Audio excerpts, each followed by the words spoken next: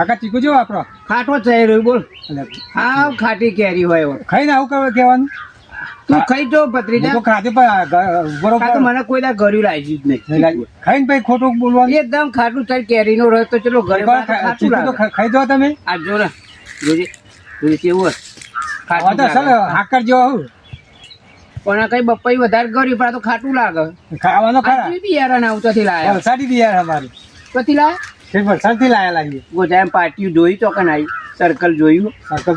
વલસાડ પહોંચ્યા પા વલસાડ થી લઈ આયા. વરસાદમાં આવ્યું તું બિયારણ વરસાદમાં ઉડીને આવ્યું હતું. ઉડીને આવ્યું એમ કહે કે વરસાદમાં વલસાડ થી બિયારણ ચીકુ નું આવ્યું. પણ આ જો અમારો ચીકુ અમે અમારા ભાઈ બનાવી લાયા ચાખી જો. હા એ જ છે. આ ઉપર લખેલું કે ખાટા ચીકુ.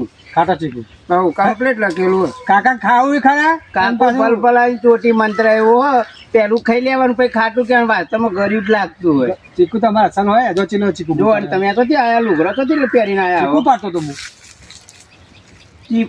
ચીકુ પાડતા નવા લુગડે પડે. નવા લુગડે જો તાણા બજારમાં આપણું ચીકુ કો હાથમાં પકડે. નવા લુગડે પડે તાણા અમે કમ્પ્લીટ થઈને આયા ને પાડવા. અમે કાયમ જૂનો લુગડો જ પાડીએ. 2 કિલો લઈ જાવ આલજો મફત લેવા પૈસો રૂપિયા પછી આલે બધી જાન તો ખોલાઈ દેવાનું. 2 કિલો તો હું આલું.